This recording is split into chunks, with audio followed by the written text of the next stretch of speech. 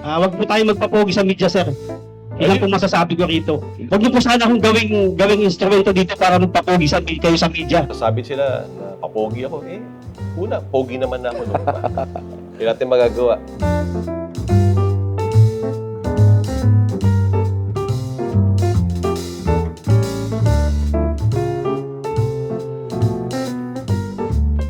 Sir, Commissioner Linisan, sir. Ayos to, una, salamat. welcome to Salamat. Napolcom, Vernon. The last time, sir, nandun tayo sa office namin. Ngayon, yeah. kami naman ang bibisita sa'yo. Ang ganda ng office mo, sir. Salamat. Sir, baka pwede mong kwento rin ng konti yung history ng Batman collection mo. Sige, ngayon na, kwento ko na. Yeah. So, sabi ko nga, bago ako naupong Napolcom, tayo ay naging chairman tsaka executive officer naman ng People's Law Enforcement Board ng Quezon City. Ano ba yung PLEB? Ito yung parang hukom laban din sa mga abusadong pulis dun sa Quezon City. So, nagtatanggal din tayo ng mga abusadong pulis doon, yung ordinaryong tao doon sa QC na bigyan ng kapangyarihan sa batas na pwede magtanggal ng pulis. Reminder yun, bumili ako ng isang Batman, reminder sa akin na dapat may laging hustisya. Kasi nga, we sow fear to those who do injustice. Di ba, linyahan sa Batman yun eh. Sabi sa Dark Knight yun. Kumuha ko ng isa, nung nagets nung staff ko na yung pala ang motibasyon nung bossing nila na magtanggal talaga ng mga skalawag, nagregalo sila ng paisa-isang Batman. Dumami ng dumami. Dami na nga eh. Dumami ng dumami. Akala ko hardcore Batman fan. Hindi ako mahilig sa cartoons. Hindi ako mahilig sa mga Batman. Reminder lang yun, literal. It's a creative way to remind me na kailangan magbigay ng hustisya sa tao. Ang hustisya ay para sa lahat. Ang hustisya ay para sa lahat. Yung ways might be creative, but hustisya ang ending nan. So, di ba, parang nakakatawa rin nga eh. Si Batman, nangangalawit ng mga gumagawa ng kalokohan. At nakapartner naman niya, si Commissioner Gordon. Diba? Ngayon, commissioner naman ako ng Napolcom. Natawa na lang ako eh. I mean, I did not know naman many years ago na pupunta ako dito. Hindi ko i-applyan itong trabaho to. Napunta ako dito by some stroke of destiny. Kinakarir ko na. Mag-segue na tayo, sir. Paliwanag mo sa mga hindi nakakaintindi. Ano ba yung Napolcom? Pambansang komisyon ng polisiya. Sa Constitution, pre, nakalagay dun sa Article 16, Section 6 na meron lang dapat na isang pulis at administered at controlled ito ng National Police Commission. Article 16, Section 6. So, ibig sabihin nun, ang boss ng Philippine National Police na organization, National Police Commission. So, ang pulis ng pulis, yung Napolcom. Siya ang nagpapaandar, ang nag-a-administer at nagko-control ng PNP. So, mula yun sa recruitment, kung ilan bang i-recruit, hanggang sa kamatayan, yung pension ng pulis. Hanggang sa promotion nila, sino yung mga ipopromote, yung pagkakapwesto nila, tayo nagko-confirm. Tayo rin yung nagsasabi, ito, pwede maging colonel to, maging general to. Tayo rin yung nagre-rekomenda sa presidente ng Pilipinas kung sino ang magiging hepe ng Philippine National Police. Ganun ka-powerful yung opisina. So the way, para kayong HR ng PNP? Para siyang, ayoko sabing HR eh. Tayo gumagawa rin ng mga polisiya, even yung mga armas ang bibilhin, anong uniforme ang isusuot, anong sapatos, anong retirement age, anong qualification ng isang general, ilang opisina ba dapat ang meron. Literal, ang HR, parang commission on appointments, parang principal, di ba? Parang ganun eh. Kasi tayo rin yung nagdidisiplina. Na-notice ko parang sobrang seryoso kayo sa image ng uniform nyo.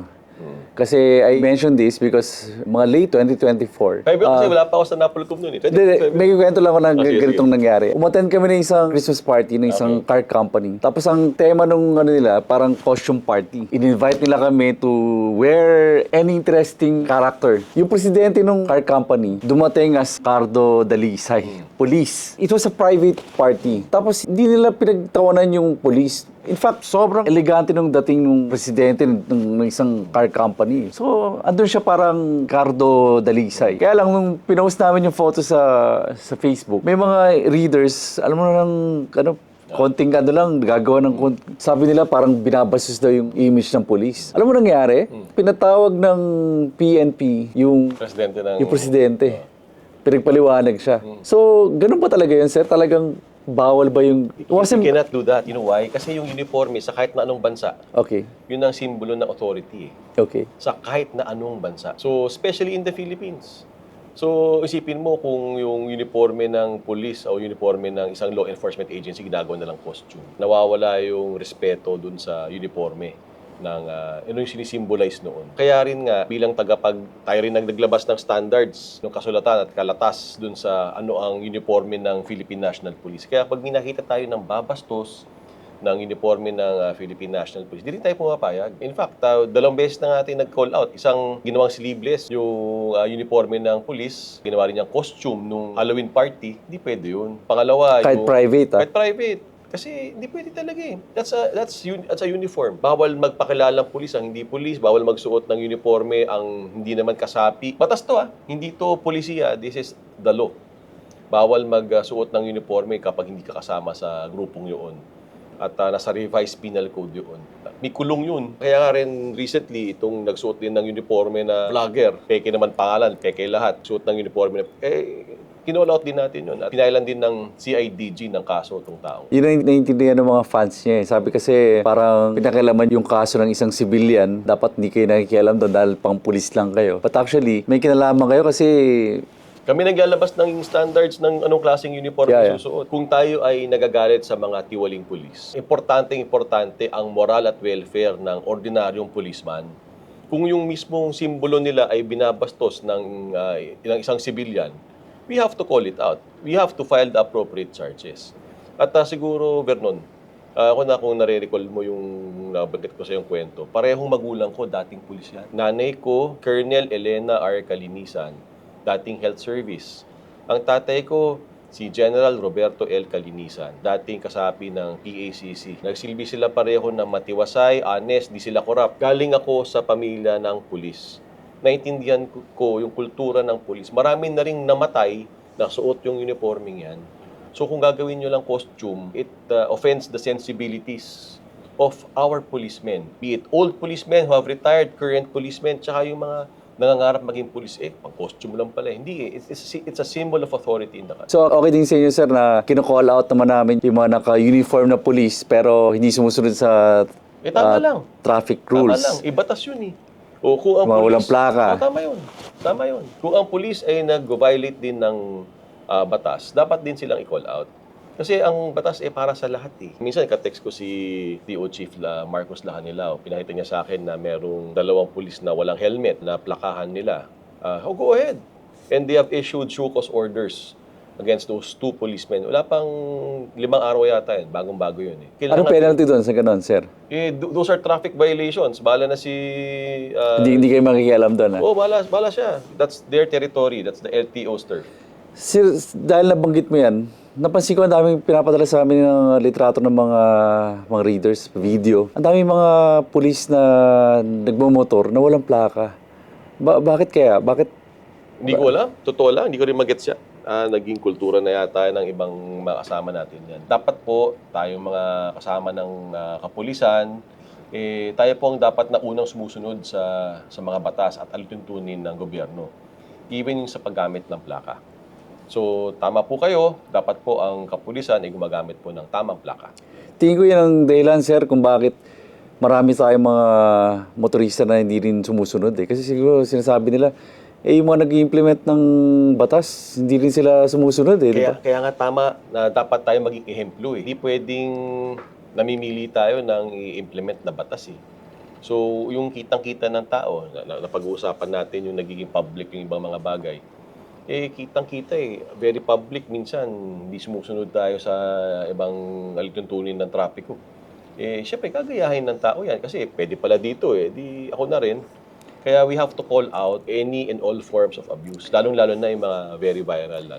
Sir, nabanggit mo yung viral mga issues, May 2 akong ipapakwento sa'yo. Number 1, few weeks ago, meron isang police na parang napikon sa isang motorcyclist na tinulak niya at bumagsak. Tapos I think nag-recommend ka ng parang attempted murder. Pero sabi ng mga tao, kumampi sa mga sa police parang deserved nung tinulak. Pwede mo ikwento yun, sir, kung bakit siya attempted? Una. Ako rin galit dun sa Fudgy Bar. Hindi ko type yung ginawa niya. Bakit? Kasi nananahimik yung police. Inasar-asar mo, tinont mo, hinabol-habol mo, umiiwas na nga, ginugulo mo pa. Kasama ako ng taong bayan na naintindihan yung ngit-ngit laban doon kay Fudgy Bar. Dapat nga sinukos order din ni Yusek Marcos Lacanilao yan Kung nakikinig si Yusek Lacanilao, si LTO chief, dapat managot din itong si Fadjibar. However, yung alitan nila na document actually shows yung intent ng police na balikan at saktan itong si Fadjibar. So kaya yung talagang tunay na kaso doon, kung babasahin mo yung tunay na kaso, while I sympathize with that policeman, dapat bilang magandang halimbawa, hindi ka rin dapat papatol. Maximum tolerance tayo. Ang pagtulak mo sa isang motorcycle rider in C5, habang mabilis yung andar sa highway, nagmamotor, ang next consequence nun, matutumba yun, mababagok yung ulo, maaari niyang ikamatay. So, ang akin lang, mag-file tayo ng tamang kaso. I sympathize with the policeman. I repeat, I understand where everyone is coming from. But we have to do our jobs properly. So kung ang sabihin ay slight physical injuries yan, kung yun na mapuprove, then so be it. But we should file the correct charges. I don't wanna go kung tama pa yung pagkaka-file. Let's not go there. Ang point is, paandarin natin yung tamang proseso, i-file natin yung tamang kaso, kung ang ending ay ito ang liability niya, edi then let us accept na yun ang liability niya. Di, tsaka maganda yung gusto ko na nag-stand ka dun sa all the more, dahil may police ka, huwag kang dapat pumapatol di ba? Meron kang special... Oo dapat magtimpi tayo. Isipin mo yun, kung lahat na lang at lisensya, yung naka-uniforme ka para gumawa ka ng kalokohan, isipin mo kung gaano ka brusko at gulo ng ating lipunan. Porket naka-uniforme ako, pwede ako magtulak ng motorcycle rider. Hindi pwede yun. Porket naka-uniforme ako, pwede akong maghari-harian sa kalsada. Hindi rin po pwede yun. Yung pangalawang kaso, sir, yung sa press con, the other day, or last week ba yan? The other day. The other day? Pwede mo pakwento mo sa amin yung nangyari, sir? Lahat tayo may tatay. Lahat tayo may lolo. Nakita naman natin kung paano niya minanhandle at inaresto ang isang 76-year-old na nananahimik na sa kalsada. Una, simple traffic accident lang yun. Hindi mo kailangan hilahin yon sa kanyang kotse o sa kanyang minamanehong sasakyan. Hindi mo kailangan siyang brasuhin palabas, hindi mo siya kailangan dalhin sa bangketa, hindi mo siya kailangan posasan, at hindi mo kailangan hilahin at isakay sa yung sariling personal na kotse. Ikaw yung involved doon. Bakit ikaw yung mag-iimbestiga?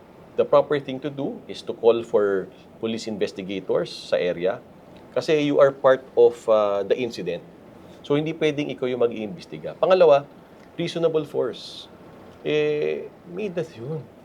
Hindi naman na hindi niya kayang mahipagbuskuhan sa'yo. Tama ba na saktan mo ang isang tao at ganun ipakita mong lakas para lang sa isang traffic accident? Inuusog lang niya yung kotse niya. Kung balak niyang sagasaan ka, makikita naman kung balak niya talaga sagasaan. Hindi, inuusog-usog niya dahan-dahan yung ano. Sa simple accident, dapat simple lang tayo, hindi tayo mapangmataas sa taong bayan natin. Kaya nakakalungkot. At nung pumunta siya dito, alauna siya pinapunta. Dumating ng 3:00.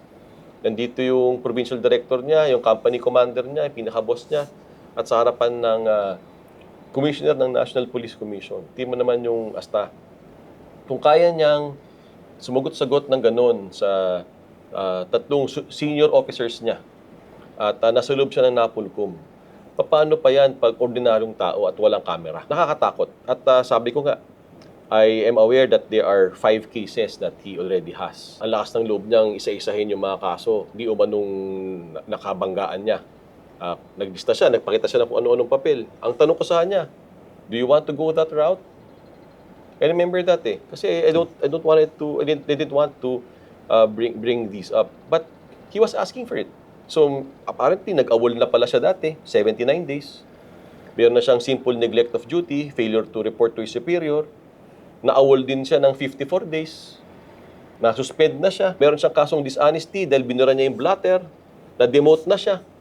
Meron siyang grave misconduct, grave threat, grave coercion, unlawful arrest, slight physical injuries. Diba? Ito, hindi ko maintindihan Natanggal na siya sa serbisyo due to awol. Nakabalik pa. So, Timo, matagal na siya sa serbisyo.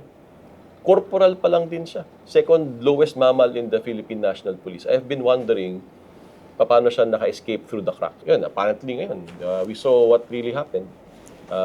Kung makasagot siya sa kanyang mga superiors, very scary. Very scary. At saka yung, di man porket police, pwede tayo mag-manhandle ng gano'n ng matanda. Ang nakakatakot sir, isa lang yan. Sa dami-dami ng pulis. Naniniwala ako, pre, na ang pulis natin ay mahusay, ang pulis natin ay maayos. Meron lang talaga na ilan na pasaway. I still believe that our men and women in the police force are serving and protecting the people. Pero yung mga pailan-ilan, masakit tingnan eh. At trabaho ng NAPOLCOM na i-call out, trabaho ng NAPOLCOM na imbestigahan, trabaho ng NAPOLCOM na tanggalin sa servisyo. Commissioner, may naalala akong isang nangyari nga pala, pangatlong incident. Yung nagbanggaan sa busway, poster ng police, tapos bumangga sa isang bus, tapos pinagalitan pa at gustong singilin yung ordinaryong bus. Ano nangyari doon? Buti naalala mo yan. Sino ba naglabas ng CCTV footage nun? Di ba, NAPOLCOM? Kung sakasakali, kung di namin nilabas yun at di namin kinall out yung pangyayaring yun.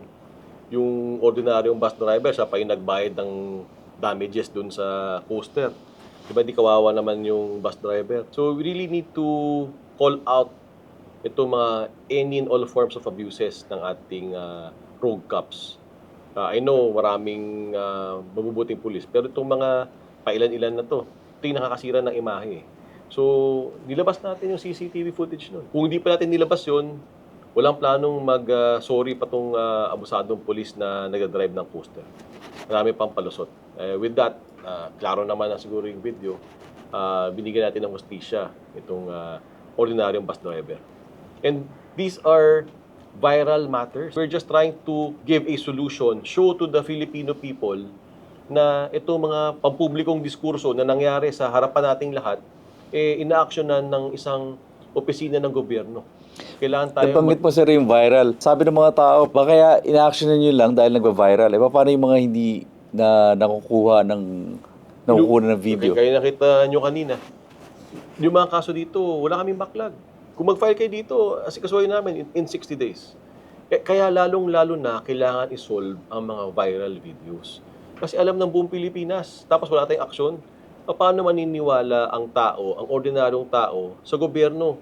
Kung hindi nila nakita na nasusolusyonan ng gobyerno itong mga problema ng ordinaryong tao na viral na nga. So we need that public offense needs a public response from government. Yun ang ginagawa natin. At sinasabi natin, ang tiwala ng taong bayan, kailangan araw-araw natin kunin. Paano natin kukunin yung tiwala ng taong bayan? Magtrabaho tayo na maayos. Nakikita nila na nagtatrabaho tayo, nakita nila na may resulta yung trabaho natin. Hindi tayo magdadalawang isip na gumawa ng ating trabaho. Yung mga issue mo sir sa social media, kung neutral ka lang na observer, makikita mo talaga tama yung pinaglalaban mo eh. And yet, makikita mo, ang daming mga makalaban sa'yo, no? Parang criticize ka, whatever. Yung isa napaisip ako, parang, ano ba to, mga troll ba to? Or... Baka may agenda. Agenda. Ayoko na lang bigyan ng mali siya yung ibang may agenda. Klaro naman eh. Siguro hindi naman, matalino naman ang taong bayan na makakita ng gumagawa ng ingay dahil may agenda. Ako wala. Hindi ako nag-apply sa trabahong ito. Dito na ako, kaya kinakarir ko. Hindi man ako politiko. Wala akong plano tumakbo sa 2028. Kahit barangay captain, di ako mananalo. Kahit di ako tatakbong senador. May isang question kanina sa page namin eh. Yung pinadala ko sa yung na link kanina, di ba, mga questions. Tatakbo ka raw bang senador 2028? Hindi ako tatakbong senador, congressman, barangay captain, tanod. Wala po, hindi po ako politiko. Balak ko pong magserbisyo na maayos. Tatapusin ko po yung term ko dito. Yung pong serbisyo ng nanay at tatay ko. Ang apelyido ko rin po ay kalinisan. Pulis po ang magulang ko. Gusto kong ayusin at reformahin ang Philippine National Police. Ngayon lang po nagkaroon ng hepe ng NAPOLCOM na anak ng pulis. Biniyayaan po tayo ng Diyos na ganitong pagkakataon. Pinagkatiwalaan po tayo ng presidente na mamuno ng NAPOLCOM. Gagampanan ko po yung tungkulin ko. Kaya sasabi sila na papogi ako. Una, pogi naman na ako noon pa. Hindi natin magagawa. Sabi ko nga sabi ng nanay ko, sabi ng lola ko, pogi daw ako. So lumaki ako, wala nung bata hanggang tumanda ako. Akala ko talaga pogi ako. So hindi ko na kailangan magpapogi. At kung pagpapapogi man ang gumawa ng tungkulin ng tama, kasi yun ang sworn duty ko. Wala akong problema pumasok araw-araw, kahit kasabado linggo, kahit holiday, pumapasok ako. Gabi, narito pa rin ako. Dahil gusto ko lang maglingkod ng tama eh. Ang mission ko, ayusin ang Philippine National Police. And there is nothing wrong with that. I will not run in 2028. Period. Diba? To put a stop to any insinuation. Hindi po ako politiko. Katrabaho lang po ako dito. Gusto ko lang po maayos ang serbisyo publiko. I will do what it takes to clean up the police force. Galing. Sir, before we wrap this up, Pwede bang silipin yung mga questions ng readers namin? Oh, sige. Baka pwede kang pumili ng question na parang gusto mong sagutin. Sige, pre. Kinabahan ba siya nung sumagot yung pulis? Una, hindi ako kinabahan kasi kasama ng trabaho ko yan. In-expect ko na. I actually saw dun sa Viber niya, pinilitan niya yung picture niya. Tapos inilagay niya doon, kalinisan, trial by publicity. Lakas ng loob niya itong pulis na to. Bago kayo nag-beat face-to-face, alam ko na. Na-monitor ko na. Lakas ng loob, ha? Lakas ng loob. So, alam ko na Nagulat lang ako na hindi siya nag-apologize. Nagulat ako na kaya niya mambastos sa harapan ng... Alam mong kargado talaga. Ewan ko sa kanya. Hindi ko maintindihan. But hindi ako kinabahan. Mas marami pang ibang issue dito sa opisinang ito na inuubos natin ng mga sindikato, mga kung sino-sino. We are trying to solve crime. So ito, easy round Maliit pa to. na bagay. Maliit na bagay. Patas po ba kayo?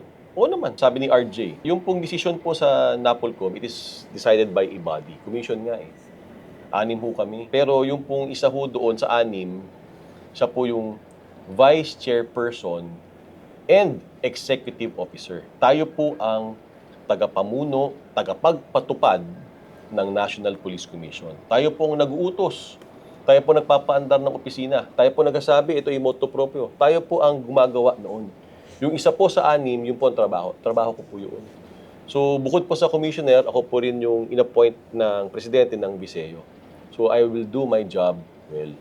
So, hindi po ito solo flight at dumadaan po sa proseso. Iniimbestigahan, pinafailan ng kaso sa legal service. Yung legal service, nagkakaroon ng hearing, pinapatawag yung mga partido, nagkakaroon ng rekomendasyon, inaakyat sa National Police Commission and Bank. At kaming 6 ay nagdidesisyon. Nagde-deliberate kami at nagbobotohan kami kung ano ang magiging penalty ng taong ito. So, tayo po ay patas. Why pa-cute?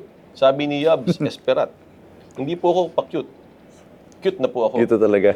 In fact, pogi po ako. Sabi ni John Israel Abonita, pulis ka po ba? Hindi po ako pulis.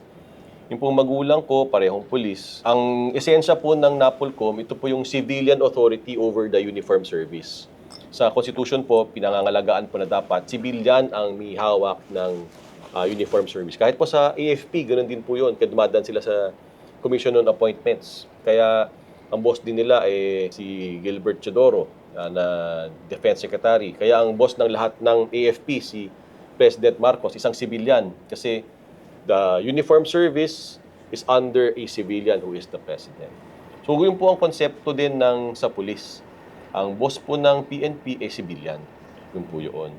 So that's why, at ginagawa lang po natin tungkulin natin. At may malasakit po tayo sa ordinaryong pulis. Uulitin ko po, ang kinain ko, ang pinag-aral ko, ay galing sa pagpupulis ng magulang ko. Ako po ay nagmamalasakit sa pulis. Kasama po sa malasakit na yan, linisin natin ang mga dumudungis sa imahe ng kapulisan. So kasama po yan sa ating trabaho. Proposal for Police Education Reform. Kailangan merong abogasya at ito yung pag-aaral ng law, sabi ni Adrian Benedict Manalaysay. Agree po ako na dapat po may background po ng batas ang ibang kapulisan natin. Kaya nga po, we're talking to the criminology schools na sana doon pa lang mapahasa natin yung... Ang problema, sir, estudyante pa lang, naka-t-shirt ng criminology. Ayun na nga, iba yan O yun, pag-uhuliin mo yan, picturean mo lahat. Picturean mo lahat, Vernon, at kailangan din makita. In the same way, di ba? That's a public space, you have seen it, you take photos, and that is appreciated. Gumagalaw tuloy ang mga ahensya di gobyerno. Lalo-lalo ng LTO, lalo-lalo ng HPG. Dahil sa serbisyo na ginagawa ng Visor. Maraming salamat sa iyo at sa team mo na nandito. Maraming salamat sa serbisyo ninyo. Nabanggit mo yung HPG, parang maraming galit sa HPG dyan sa thread na yan. Kasi parang tingin ko nakikita nila kasi yung mga HPG nang-escort ng mga VIP Although hindi ko alam kung totoong HPG ba yan o mga peking. Kailangan careful tayo kasi hindi naman lahat na nakamotor HPG. So, that does not follow. So, kailangan... Pakipaluanag ka sa mga readers. Una, napakadaling bumili ng best ng HPG dyan sa tabi-tabi. Kaya naghihigpit ho tayo. Pangalawa, kapag may nakita ho kayong pang-abuso, ipadala nyo sa Visor, padala nyo LTO, padala nyo sa NAPOLCOM at iimbestigahan ho natin. Konti lang po ang authorized na magkaroon ng escorts. Ang alam ko nga sir sa HPG, matitino eh. Kasi in fact, binibisita nila kami sa office. Pag may pinost kami, kinukuha nila yung plate number. Kasi sobrang silang concern sa image nila. Po, snappy po ang snappy po ang mga Yeah. HPG natin. Si General Batangan who's listening. Nag-text pa yun, yung mga yon talagang ano. Ayos po yun, ayos po yan. Anong napapala ng taong bayan sa sibak-sibak lang? Yung pong sibak po sa NAPOLCOM language, hindi lang po yung matanggal siya sa kanyang pagkakapwesto. Yung sibak sa usaping NAPOLCOM, dismissal from the police service po yun. Napaka-importante po noon. Totoo lang, isipin nyo ang buhay natin ngayon kung walang NAPOLCOM. Happy na lang po ako na umaandar na po yung NAPOLCOM ho ngayon. Kung dati ho, natulog sa pansitan yung opisina namin, pasensya. Bago lang po ako dito, it's only my first year. I still have a 5 years in my term. Hindi ho pwedeng kami po ang ahensya de gobyerno na naatasan na maging pulis ng pulis. So gagampanan ko po yung tungkulin na ito. At wala po ang plano maging malatuba sa pwestong ito. From Margaret's Nook, keep up the good work. Maraming salamat po. Thank you sa iyo, Madam Margaret. Brents Frillion, hindi perpekto pero gusto ko siya magtrabaho. Ayun. Salamat po. Wala akong perpekto. Hindi po natin sasabihin o akuin na tayo po yung perpekto. Tayo po yung tao lamang. Pero tama po kayo, gusto ko lang po magtrabaho na maayos dito. Wala po tayong agenda. Kinakarir ko lang po ito, wala po tayong agenda. Com Kalinisan, saan posisyon po kayo tatakbo sa 2028? Hindi nga po ko tatakbo. Tagaan nyo sa bato. Hindi po ako kandidato sa 2028.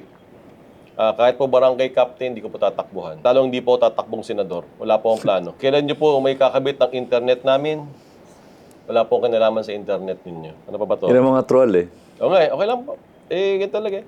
Sabi ko nga, we just need to do our job. Kung merong ibang taong may mga agenda, then so be it. But you will not be afraid to do our job. May tinatamaan eh. At reforms cannot be silent.